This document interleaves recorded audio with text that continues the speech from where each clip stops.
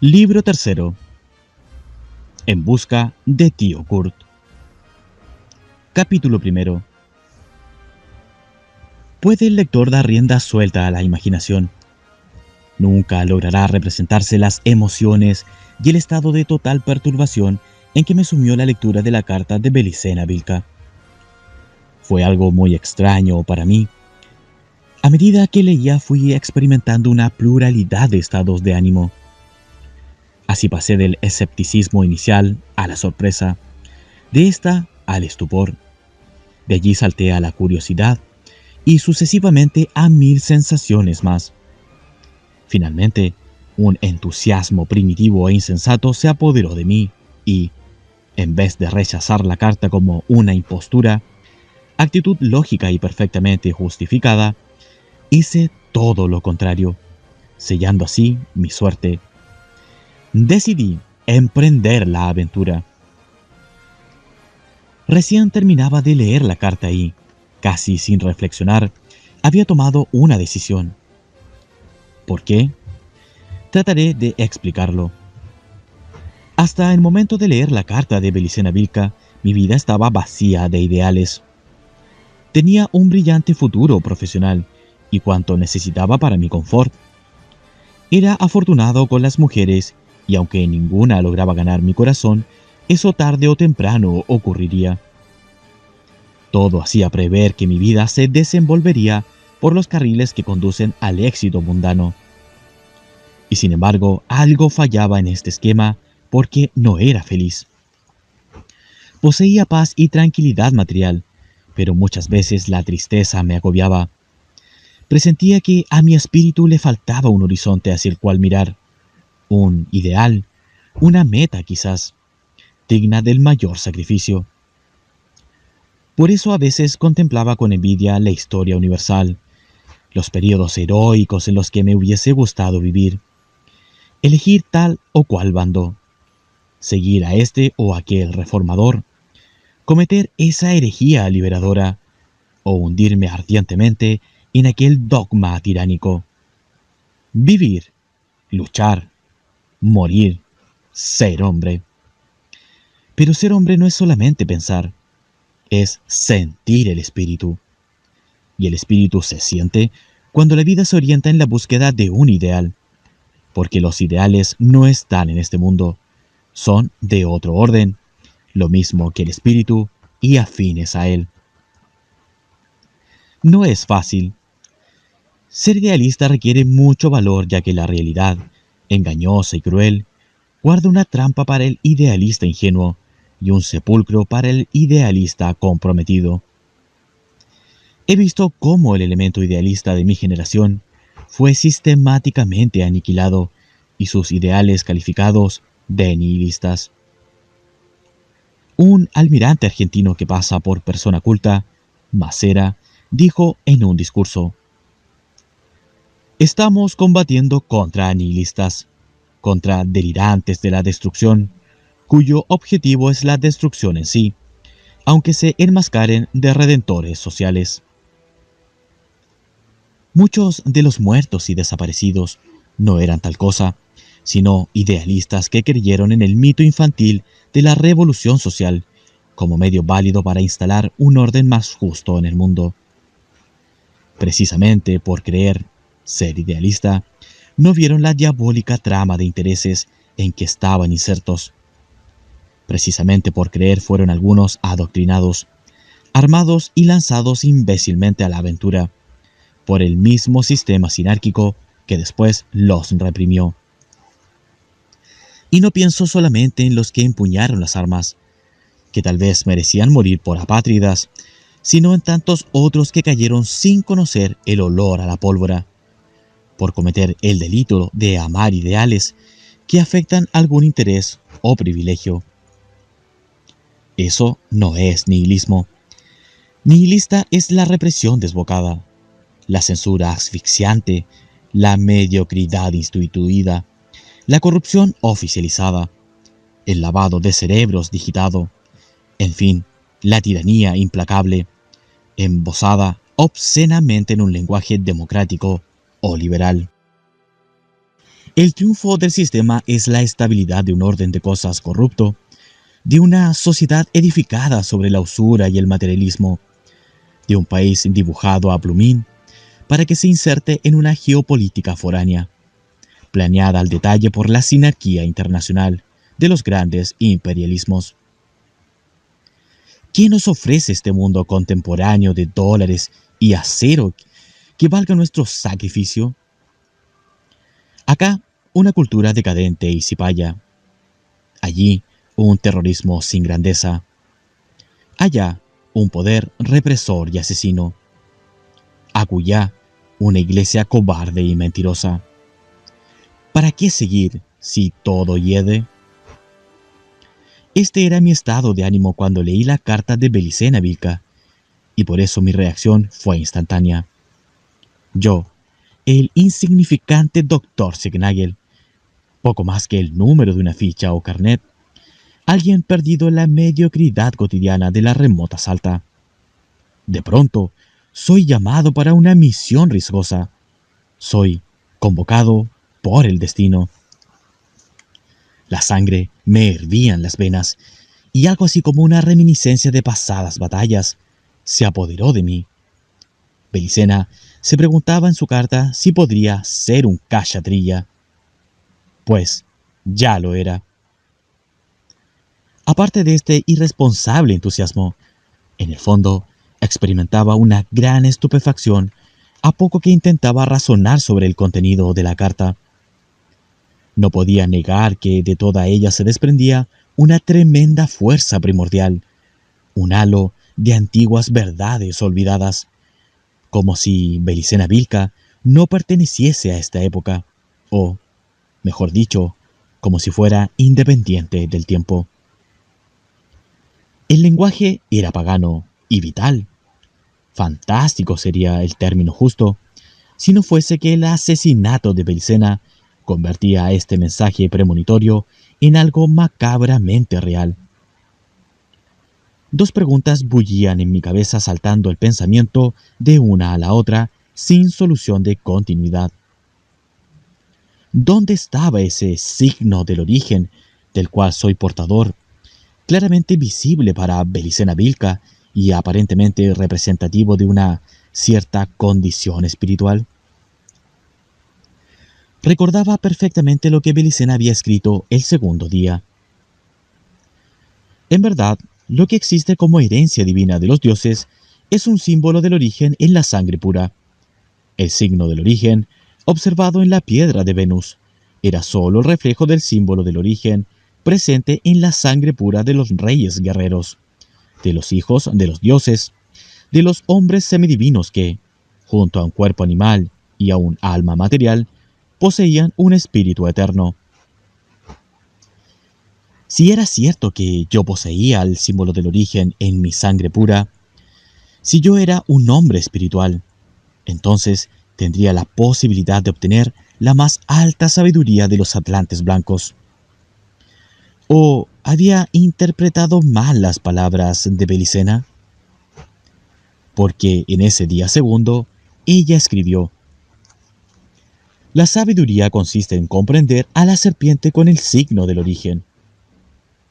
Según Belicena, los dioses afirmaban al hombre: has perdido el origen y eres prisionero de la serpiente. Con el signo del origen, comprende a la serpiente y serás nuevamente libre en el origen. A la luz de estos conceptos, mi razonamiento era el siguiente. Si el signo del origen, mi propio signo del origen, se hallaba manifestado y plasmado en alguna parte de mi cuerpo, de tal suerte que fue rápidamente distinguido por Belicena Vilca, ese era el sitio que yo debía descubrir y proyectar en el mundo sobre la serpiente, como antaño hicieran los iniciados hiperbóreos. Y sentí así como una urgencia interior por localizar ese signo y cumplir con el mandato de los dioses. Pero entendía, también, que carecía de muchos elementos esotéricos de la sabiduría hiperbórea. Mas, si habría que dejar pendiente esta primera pregunta, La segunda que bullía en mi cabeza sobre la prueba de familia no tardaría en investigarla. Belicena Vilca, en efecto, había asegurado, en el cuarto día, que mi familia fue destinada para producir una miel arquetípica, el zumo exquisito de lo dulce. Aquella era la primera noticia que tenía sobre el asunto y trataría, por lo menos, de comprobarla con mis familiares cercanos. Capítulo segundo. Desde que mamá me entregó el portafolios con la carta de Belicena Vilca, hasta el momento en que tomé la decisión de cumplir con su pedido póstumo, habían transcurrido 4 días. Ciertamente, leí la carta en tiempo récord, dada su extensión y profundidad, permaneciendo encerrado en mi cuarto y haciéndome subir, de tanto en tanto, algún alimento. Al fin, una tarde, descendí calladamente, con el misterioso portafolios en la mano, y tomé asiento entre los míos, que se encontraban, como era la costumbre a esa hora, desplegados en el patio posterior. Reclinaba la cabeza, la mirada perdida en la lejanía de los cerros. Estuve en silencio un largo rato. Durante ese lapso nadie me interrumpió, acostumbrados por años a verme estudiar bajo la sombra del gigantesco roble. Solo el murmullo del viento entre las hojas, el trino de las aves y el ras de Canuto al rascarse cada tanto acompañaban mi meditación. Me paré bruscamente, haciendo a un lado el sillón de hormigón del juego de jardín. Junto a los lapachos cercanos a la casa estaban mis padres. Mamá surciendo medias de mis sobrinos y papá leyendo un semanario europeo que llega 15 días atrasado, mientras la casete de Angelito Vargas rebobinaba por enésima vez. Nos envolvía a todos con 3 esquinas. Papá, mamá, dije enfáticamente, ¿en vuestras familias habéis tenido antepasados o parientes que siguiesen un oficio o artesanía por tradición? Eso era una costumbre muy común en Europa, respondió papá pensativo. Hoy lamentablemente olvidada.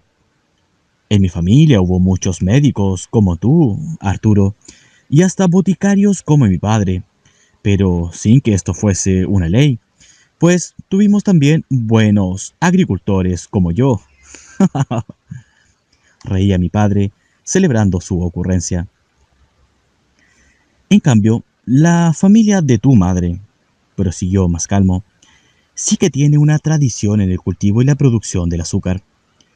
Tú sabes que a ella la conocí en Egipto cuando mi padre, allá por el 35, decidió abrir nuevos mercados al comercio del tanino, en vista de que la industria textil de Europa y América funcionaba sujeta a rígidos monopolios. Mi padre pensaba vender tanino a las florecientes industrias textiles árabes y turcas, por lo que inició un viaje por Medio Oriente cuya etapa final era Egipto. Yo tenía 18 años en esa época y, contrariando los deseos de mi padre, que prefería verme convertido en ingeniero, mi aspiración más grande era ser agricultor. Confiando que el largo viaje acabaría por disipar lo que mi padre tomaba como un capricho, fue que accedió a llevarme consigo. Al llegar a Egipto fuimos recibidos por un tío abuelo, Hans Siegnagel, miembro de una rama de la familia que habita, aún hoy, cerca del Cairo. Los Siegnagel de Egipto viven allí, al parecer, desde la invasión de Napoleón, junto a cientos de familias de origen germano, las que conforman una fuerte colectividad.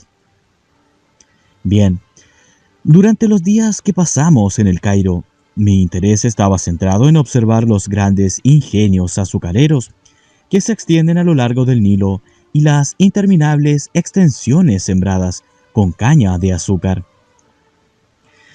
Papá, al ver que mi inclinación por la agricultura, en vez de disminuir, se hacía más intensa, comprendió que esa era mi verdadera vocación y decidió aceptar la amable invitación del barón Reinaldo von Silbermann, dueño de un poderoso ingenio con plantaciones propias, para que permaneciera en su hacienda estudiando las técnicas de cultivo.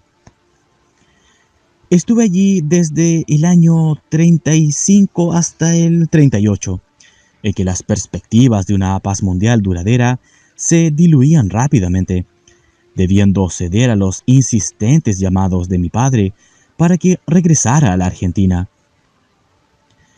Emprendí el viaje de regreso en junio del 38, pero no lo hice solo.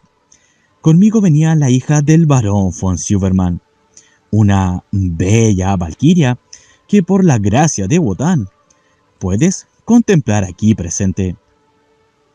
Reímos todos, especialmente mi madre, que había permanecido con los ojos en blanco, mientras papá recordaba su fascinante vida. ¿Qué ocurrió desde entonces?, pregunté, sabiendo que le haría bien a mi viejo padre completar la historia. La guerra abrió brechas dolorosas y forzó separaciones definitivas. Muertos tus abuelos, mi padre y el varón, ya no volvimos a conectarnos con los parientes de Egipto. Muchas veces lo he sentido por tu madre. La voz se le aflojó, que es alemana egipcia y ha debido sufrir mucho por la separación. En cambio, continuó ya más compuesto, mis sentimientos patrióticos solo son para este país, y en ningún otro lugar estaría mejor que aquí. Fíjate que tu bisabuelo, el primer Signagel que vino a América, lo hizo en 1860, a pedido del gobierno para trabajar en la fabricación de explosivos, ya que él estaba reputado como químico de prestigio. En más de un siglo, mi buen Arturo, los Signagel se han hecho más argentinos que el mate. Cuando papá hizo referencia al sufrimiento que había experimentado por permanecer lejos de su familia y del solar natal, mi madre se acercó y comenzó a mecerle tiernamente los cabellos, mientras vertía amorosos reproches. En tanto que los viejos se hacían arrumacos, yo sentía arder las mejillas.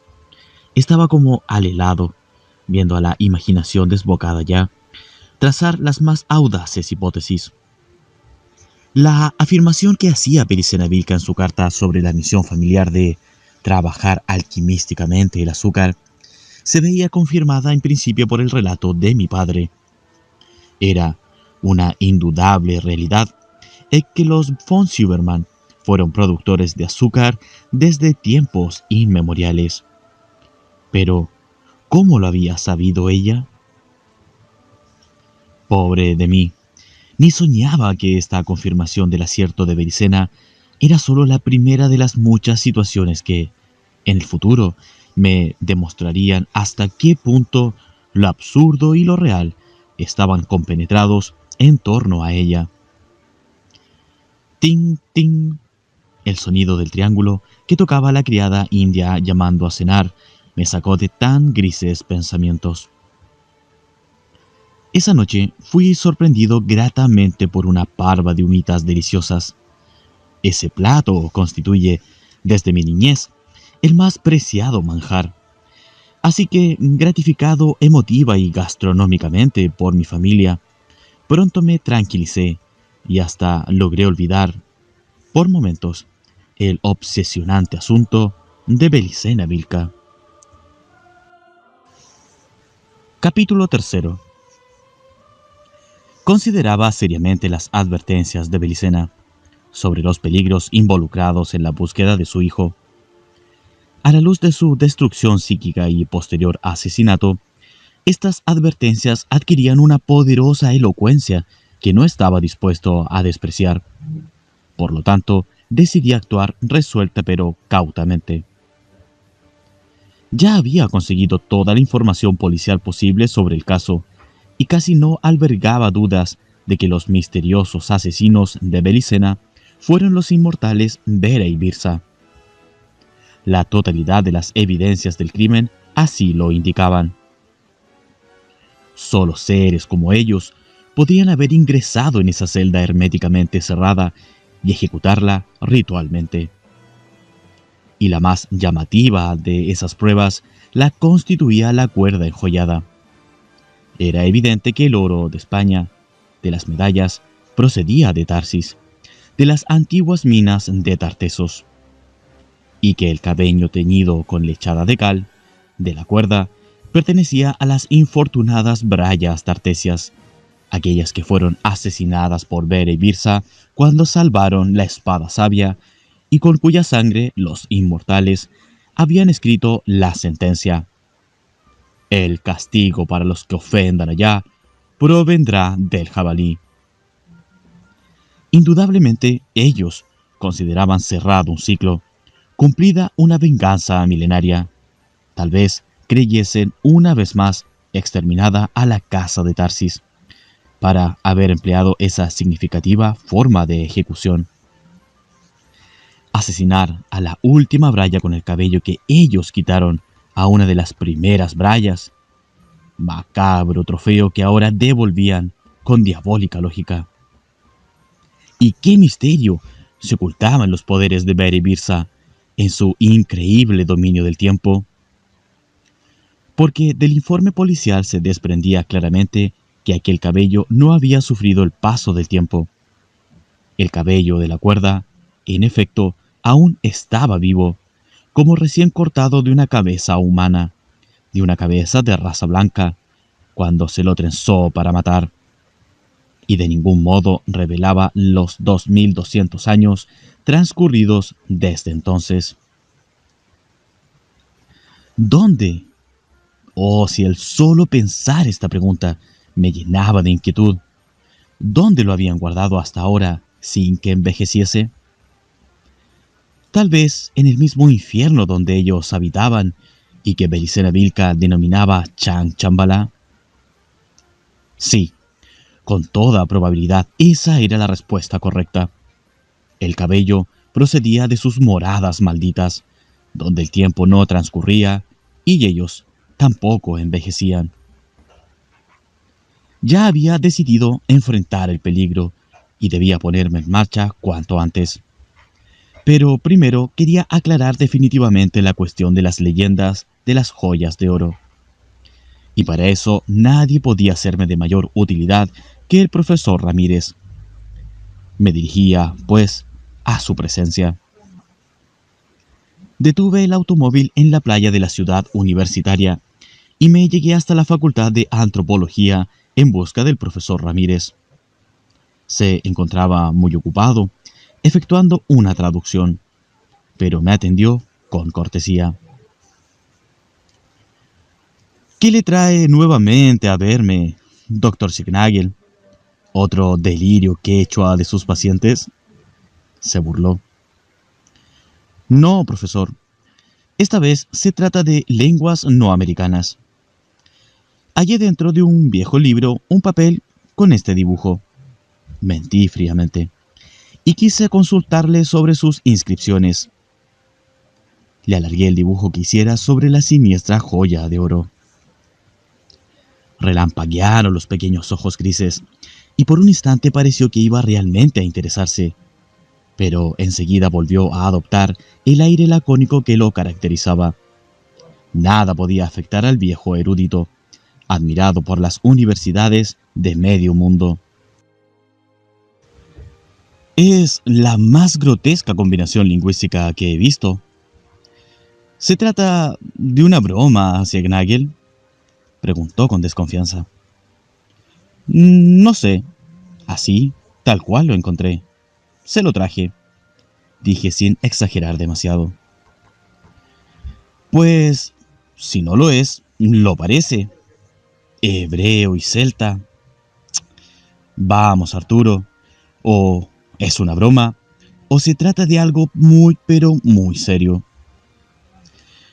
Por lo pronto, la palabra HVHI es el famoso tetragramatón, nombre de Dios de 4 letras, de nefasto poder según los cabalistas, y que se lee más o menos Yahvé, siendo las H letras que pueden adoptar el sonido de la eta griega, es decir, semejante a la E castellana. En cuanto a HGIV, su traducción es Binah y significa inteligencia, pero no cualquier inteligencia, sino la inteligencia suprema, la inteligencia de Dios, justamente la inteligencia de Yahvé Elohim. Para la cábala hebrea, Binah es uno de los 10 sefirot o aspectos del Dios Uno. Cuán familiares y llenas de sentido me resultaron entonces aquellas explicaciones del profesor, al situarlas inevitablemente en el marco de la carta de Belicena Vilca y de su terrible muerte. Pero el profesor continuaba. La frase Ada aeside draoi mag ush es, sin dudas, celta antiguo o alguno de sus múltiples dialectos. La lengua celta evoluciona a partir del árbol indoeuropeo en dos ramas. Una continental, dio el galo, la otra insular. Se dividiría a su vez en dos subramas. Primero, el goidélico o irlandés antiguo, madre del irlandés y del gaélico escocés. Y segundo, el britónico, que dio el bretón, el galés y el córnico. Le diría que estas palabras pertenecen al irlandés antiguo, tal como aparece en las sagas El canto de Marsin o en los poemas del bardo Taliesin, escritos en el siglo V. Es curioso. Marsin, en galés, Myrdin, y deformado en lenguas germánicas, Merlin. Era druida, al igual que Taliesin, y justamente en la frase que usted me ha traído, se alude a los druidas.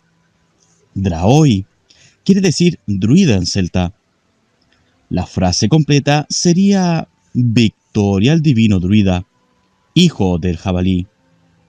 Según el siguiente vocabulario, Ada es igual Victoria, Aeside divino, Draoi igual druida, Mag igual hijo, Ush igual jabalí. Mi querido doctor Segnagel, el profesor me miraba fijamente. ¿Qué sabe usted sobre los druidas? La pregunta no me tomó de sorpresa, pues yo mismo estaba pensando a gran velocidad en ello, desde el mismo momento en que el profesor completó su traducción. Sé muy poco, dije, que formaban una especie de casta sacerdotal entre los antiguos celtas, que practicaban la magia y la adivinación. Creo que estaban reputados como sabios y que, a pesar de su origen pagano, poseían una moral nada desdeñable. Todo cuanto sabía sobre los druidas o golem procedía de la carta de Belicena Vilca, y mi opinión sobre ellos, como es natural, no podía ser peor. Sin embargo, ignoraba el concepto que le merecían al profesor Ramírez y trataba de no comprometerme condenándolos categóricamente. Pienso que desaparecieron con la conversión de los celtas al cristianismo, concluí inocentemente. El profesor sonreía a burlón. Siéntese, Signagel, que vamos a charlar. Se levantó y, luego de cerrar con llave la oficina, hurgó durante unos minutos en la nutrida biblioteca privada. Escogía libros aquí y allá, resoplando de satisfacción cuando encontraba alguno que se había resistido más de 30 segundos. Al fin, tomando una carpeta colgante de un archivo, se acomodó en su sillón. «Vea, doctor», comenzó el profesor con tono grave. «Le seré franco. Si hubiese sido otro el que me traía ese dibujo, sin dudas lo habría echado a patadas. Pero, conociéndola a usted, que es una persona seria, le confiaré mi pensamiento, pues algo me dice que atrás de este ingenuo dibujo hay otra cosa. Sonreí ante la certera intuición del profesor. Para comenzar, recordemos que la mejor etimología parece ser druvid, palabra que se descompone en dru, igual cosa en sí, o tal cosa, y vid, igual conocer, lo que vendría a dar conocer las cosas en sí. El druida sería entonces el que conoce las cosas profundamente, pero una acepción más antigua los llama el que conoce la verdad. No debe sorprenderse, Arturo, de saber poco de ellos, pues a pesar de que el druidismo era una institución entre los celtas antiguos y muchos escritores clásicos los mencionaron, su origen y doctrina permanecen en el más oscuro misterio. Algunos de estos escritores vienen a mi memoria. Son, para su ejemplo, Julio César, Posidonio, Cicerón, Diodoro Sículo, Estrabón, Plinio, Tácito, Luciano, Suetonio, Diógenes Laercio, Orígenes, etc. Ninguno arroja demasiada luz sobre ellos, y eso a mi juicio por tres razones. Primero, porque su enseñanza era oral. Segundo, porque su enseñanza era iniciática. Tercero y principal, porque los más interesados en ocultar todo cuanto concierne al druida fueron los mismos druidas. Con respecto a su apreciación de que constituían una especie de casta sacerdotal, le diré que aparentaban no ser ni lo uno ni lo otro. No formaban una casta, sino una orden. Y no serían sacerdotes, puesto que no oficiaban públicamente los rituales de un culto, como correspondería para merecer ese calificativo. Sin embargo, el hecho de que no oficiaran un culto en público no significa que no lo poseyeran y practicaran secretamente, en la espesura de los bosques, cerca de las construcciones megalíticas milenarias que ellos adaptaban para tal fin. Sí, doctor Schignagle, acierta usted en este punto. Los druidas eran sacerdotes, y de la peor especie que se haya registrado en la historia de la humanidad. ¿También cree usted que eran sabios y tendrían una moral nada desdeñable? Pues, sobre su sabiduría hay pocas dudas, ya que detentaron todos los aspectos del saber celta. En cambio, las opiniones son encontradas cuando se refieren a la moral del druida. Un general pederasta como Julio César, del 100 al 44 antes de Jesucristo, los halló agradables e incluso envió al druida Viviciano a Roma como embajador. Pero en el aspecto moral, el futuro cónsul dejaba mucho que desear.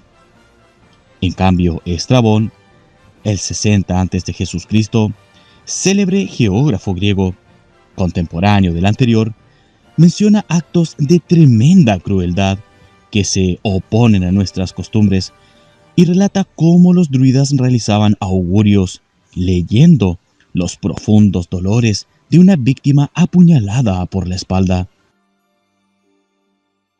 También eran afectos a los sacrificios humanos, los que consumaban introduciendo a las víctimas en una enorme máscara de mimbre, a la que luego prendían fuego. Los druidas consideraban un deber cubrir sus altares con la sangre de sus prisioneros y consultar a las deidades en las entrañas humanas, escribió Tácito. Continuó un buen rato el profesor, leyéndome citas de diversos autores griegos y latinos, unos enalteciendo tal o cual virtud, otros condenando de plano la maldad druídica. No se me escapaba que quienes condenaban a los druidas eran también paganos, por lo que grandes debían ser las aberraciones de estos, capaces de impresionar a hombres familiarizados con todas las barbaries de sus respectivas épocas.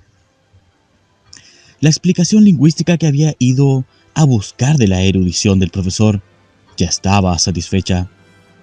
Empero, aquel hombre se empeñaba en instruirme sobre los druidas, revelándome cuánto él sabía de los mismos, y yo no podría ser tan descortés como para negarme a escucharlo. Aunque su charla repitiese temas ya sobradamente expuestos en la carta de Belicena Vilca. Después de todo, el comprobar que otros conocían parte de aquellas verdades solo podría infundirme seguridad y tranquilizarme sobre la salud mental de la difunta iniciada. Como ya le dije, prosiguió el profesor, no existen documentos de fuente celta que puedan consultarse, a no ser las sagas recopiladas por D'Arbois de Juvainville en el siglo XIX, muy ricas en elementos tradicionales de los celtas de Iverson o Irlanda. En ellas comprobamos el gran poder de los druidas al favorecer las sucesivas invasiones celtas, Firbolg o celtas de Bélgica, Fir Donan y Fir Galois o galos, escoceses y galeses, a Irlanda, habitada hasta ese entonces por los Fomore, seres gigantes, o los Tuatha de Danann, divinos hiperbóreos. En más de una ocasión los celtas derrotan a los gigantes Fomore, a quienes exterminan y también acaban por expulsar a los Tuatha de Danann, a pesar de los poderes mágicos de estos.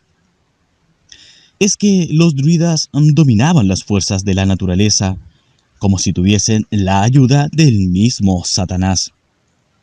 Producían lluvias, tormentas eléctricas y nieblas, embravecían los mares o los aquitaban, hacían aparecer bellas mujeres o monstruos espantosos por materialización, etc. En tiempos de la invasión de los galeses, su jefe, el druida Amergin, realiza el siguiente ritual. Poniendo el pie derecho en la tierra a conquistar, recita: Yo soy el viento que sopla sobre las aguas del mar. Yo soy la ola que rompe contra la roca. Yo soy el trueno del mar. Yo soy el ciervo y el toro de los 7 cuernos.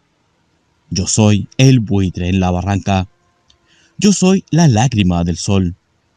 Yo soy la más bella de las flores. Yo soy el jabalí salvaje e intrépido. Yo soy el salmón en el lago. Yo soy el lago en la llanura. Yo soy la voz de la sabiduría. Yo soy la lanza que se empuña en la batalla. Yo soy el dios que exhala fuego en la cabeza. Y el druida Amergin pronuncia luego las siguientes 7 preguntas. ¿Quién ilumina la asamblea en la montaña? ¿Quién denuncia los días de la luna? ¿Quién señala el lugar donde se hundirá el sol? ¿Quién trae el toro de la casa de Tetra, el dios del mar, y lo aísla? ¿A quién sonríe el toro de Tetra? ¿Quién destruye las armas de piedra de colina en colina? ¿Quién hace todos estos prodigios, sino el Fili? Invoca, pueblo del mar, invoca al druida, para que pueda conjurar el hechizo para ti. Pues yo, el druida, que ordené las letras del alfabeto sagrado Gam, yo que doy la paz a los combatientes, me aproximaré a la fuente de los duendes, en busca del hombre dócil, para que juntos podamos realizar los hechizos más terribles. Yo soy un viento del mar. He aquí, Arturo, el poder del verbo mágico de estos druidas Fili. Fili es igual bardo. Las fuerzas desatadas con el poema panteístico precedente permiten ganar una posterior batalla contra los divinos Tuatha de Danann, quienes poseían carros voladores y rayos de la muerte, pero eran completamente impotentes frente a la magia negra de los druidas. El profesor explicaba vivamente entusiasmado, pero yo me había quedado pensando en el octavo verso de Amergin, donde dice: Yo soy el jabalí salvaje e intrépido. No podía dejar de relacionarlo con la leyenda de la joya nefasta. Victoria al divino druida, hijo del jabalí. Se lo hice notar al profesor. A eso iba, Arturo. Los principales símbolos del druida eran dos: el jabalí y el trébol de 4 hojas, que usaban bordado en su túnica blanca. Entre los celtas, el jabalí y la osa simbolizaban, respectivamente, el poder del druida y el del guerrero. Algunos eruditos, como René Guénon, pretendieron equiparar estos dos símbolos de poder con las castas de los brahmanes y de los kshatriyas de la India, es decir, de los sacerdotes y guerreros, considerando el profundo significado que el jabalí y la osa tienen en la tradición indoaria. Pero esto es un error, pues los druidas jamás formaron una casta, ni hubo castas entre los celtas, y porque el sentido dado al jabalí, símbolo hiperbóreo antiquísimo, por ellos, estaba teñido con un materialismo que no posee ni remotamente en el Rig Veda, donde figura como la tercera de las 10 manifestaciones de Vishnu, en el actual ciclo de vida o Manvantara. Es como si los druidas hubieran invertido el sentido del símbolo, dando al jabalí, expresión del poder espiritual primordial, propio de la función regia, una representación del poder temporal actualizado, que es característico de la función sacerdotal. Sobre el antiguo y, hasta hoy, secreto misterio del jabalí y la osa, hay mucho para hablar, pero nos apartaríamos de nuestro tema. Volvamos mejor a las sagas recopiladas por Jubanville. Como es sabido, los druidas impusieron a los celtas el alfabeto Gam, de 20 signos, 15 consonantes y 5 vocales, llamado Bet Luis Nion, por sus 3 primeras letras, B, L y N.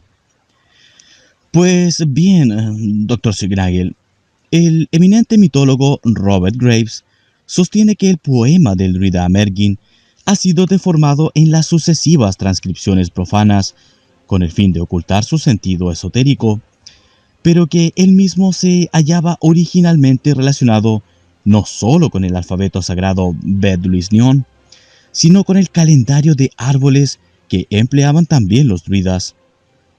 Naturalmente, para que la canción de Amergin coincida con el alfabeto sagrado, es necesario transponer sus versos de esta forma. Dice el druida, la voz de Dios: Yo soy el ciervo y el toro de 7 cuernos. En letras de Logam y árboles del mes, la B, Bet, Abedul. Yo soy el lago en la llanura. L, Luis, Fresno. Yo soy el viento en el mar. N, Nión, Fresno. Yo soy la lágrima del sol. Fearn, Aliso. Yo soy el buitre sobre el abismo. S, Saille, Sauce. Yo soy la más bella de las flores. H, Yuta, Espino. Yo soy el dios que exhala fuego en la cabeza. D, Duir, Roble. Yo soy la lanza que se empuña el combate. Tine, Acebo. Yo soy el salmón en el lago. C, Col, Avellano. Yo soy la voz de la sabiduría. M, Muin, Vid. Yo soy el jabalí más cruel. G, Gort, Hiedra. Yo soy el trueno del mar. NG, Getal, Caña. Yo soy la ola del mar. R, Ruiz, Sauco. ¿Quién sino yo conoce los secretos del dolmen de piedra no labrada? 23 de diciembre. En su libro La diosa blanca, Robert Graves expone una síntesis sobre el significado de cada mes del calendario druida de árboles. Sobre el mes de la hiedra, que corresponde a la letra G, Gort, dice lo siguiente. G, el mes de la hiedra, es también el mes del jabalí. Set, el dios solar egipcio, disfrazado de jabalí, mata al Osiris de la hiedra, amante de Isis. Apolo, el dios sol griego, disfrazado de jabalí, mata a Adonis, o a Tamus, el sirio, el amante de la diosa Afrodita. Finn McCall, disfrazado de jabalí, mata a Diarmuid, el amante de la diosa irlandesa Graine. Un dios desconocido, disfrazado de jabalí, mata a Ameo, rey de Arcadia y devoto de Artemisa, en su viñedo de Tegea, y, según el Ganat Busamé, Jardín de las Delicias, nestoriano, el Zeus cretense fue muerto del mismo modo. Octubre era la estación de la caza del jabalí, y también la estación de las orgías de las basárides o bacantes enguirnaldadas con hiedra. El jabalí es el animal de la muerte y la caída del año. Comienza en el mes del jabalí. La función del druida queda bien resumida en el poema Los despojos del abismo, donde Taliesin dice: soy bardo, soy guía, soy juez. Bardo era el druida dedicado al arte y la música. Guía era el óbate, druida dedicado a la ciencia. Juez era el druida de Acht, es decir, druida hechicero, mago, habilitado por su poder para influir sobre los reyes celtas e imponer su ley. Fíjese, Arturo, qué extraño y contradictorio suena que el legislador de un pueblo no sea miembro racial de ese pueblo y, sin embargo, sea aceptado voluntariamente por ellos. Porque los druidas no eran celtas a pesar de todos los intentos por falsificar la historia que se han hecho en este sentido. Quizás un poco de luz sobre esto se obtenga considerando el descubrimiento del manuscrito frisón o Era Linda. En este documento, escrito en runas, se cuenta la antigua historia del pueblo frisón, que al parecer es un remanente de la Atlantia, una colonia atlante situada en el norte de Europa, frente a Gran Bretaña, hace unos 5000 años. No se trata de la Atlántida legendaria mencionada por Platón, la cual habría existido 12.000 años atrás. Pero como esta, Atlantia también sucumbió a un cataclismo. El profesor abrió la carpeta colgante y luego de hojear cientos de fotocopias, entre las que reconocí los manuscritos del Mar Muerto, facsímil editado por la UNESCO, extrajo un folio escrito en lengua rúnica, que era la copia del Oera Linda. Junto había una traducción en inglés hecha y comentada por Robert Scrupton en 1977, titulada The Other Atlantis. De este último texto leyó, ante mi curiosidad, lo siguiente. Las implicaciones de lo Era Linda son que algunos refugiados de la hundida Atlantia alcanzaron el área general de los Países Bajos y Dinamarca, poblados ya por colonos atlanteses por lo menos desde el año 4000 antes de Jesucristo. Se establecieron allí y contactaron con sus parientes, quienes, como piratas, marinos y mercaderes, habían mantenido comunicación con la madre patria y con los diversos lugares del mundo colonizados por atlanteses. Al cabo de un tiempo, los descendientes frisones escribieron relatos de la madre patria, sus gentes, su historia, su religión y su ley. Conforme una generación sucedía a otra, se perdieron algunos de los más antiguos escritos, mientras que otros se resumían y se añadieron nuevos capítulos a la historia de aquel pueblo. Se convirtieron así en el diario de un pueblo renovado y modernizado, en una verdad sagrada para la familia que la poseía. Estos resúmenes y adiciones continuaron siendo realizados por los descendientes de la Atlantia hasta el año 1256 de nuestra era, dando de este modo, siempre que se acepte la autenticidad de los manuscritos, el testamento de la historia de un pueblo durante 3000 o 5000 años. Un documento sin paralelo en la historia humana. Nada se añadió después de 1256, fecha en que Ido Ober de Linda de Frisia recopiló todo el material existente en un nuevo papel hecho a base de algodón, que los árabes habían traído a España y que se estaba empezando a utilizar en toda Europa. La copia final pasó de una generación a otra de la familia hasta el año 1848, fecha en que una mujer, Afje Mayloff, nacida Ober de Linden, se la dio a su sobrino Cornelius Ober de Linden. Este último, que era maestro de navíos en los astilleros neerlandeses de Helder, decidió finalmente que el doctor Eelco Berbis, bibliotecario de la Biblioteca Provincial de Leeuwarden de Frisia, copiara el documento. El escrito, con todas sus implicaciones, pasó a dominio público. Siguió leyendo el profesor los comentarios de Robert Scrupton, reseñando las pericias sufridas por el Orea Linda hasta nuestros días. Pues, aunque no existen casi dudas sobre su autenticidad, por lo menos hasta el año 1256, muchos se resisten a aceptarlo como documento histórico, ya que el milenario libro, al echar luz sobre episodios mitológicos de la historia, se hace de enconados enemigos. Yo escuchaba fascinado mientras el profesor continuaba implacable.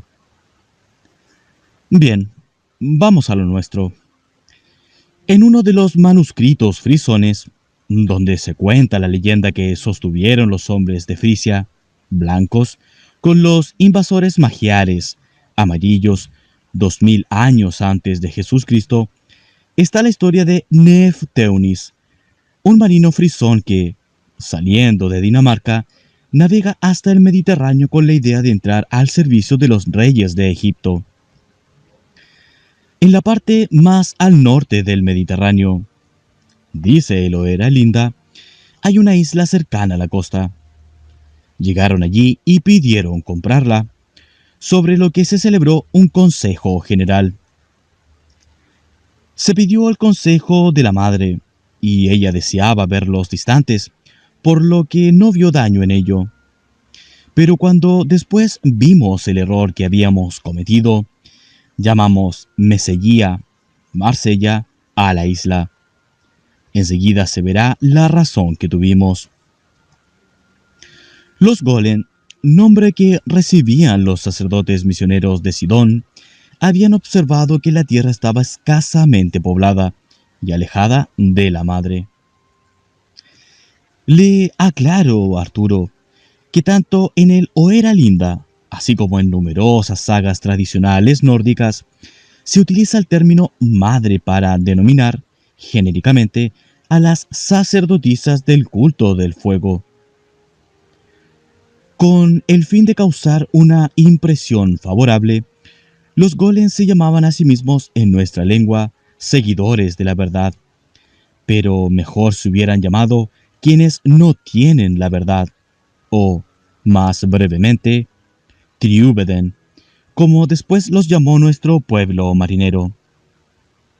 Cuando estuvieron bien establecidos, sus mercaderes cambiaron sus bellas armas de cobre y todo tipo de joyas por nuestras armas de hierro y cueros de bestias salvajes, que eran abundantes en nuestros países nórdicos. Pero los golem celebraron todo tipo de fiestas viles y monstruosas que los habitantes de la costa promovían con sus lascivas mujeres y su dulce vino envenenado. Si alguno de nuestro pueblo se conducía de forma que su vida estaba en peligro, Los golem le proporcionaban refugio y lo enviaban a Fonicia, es decir, Palmland, Fenicia,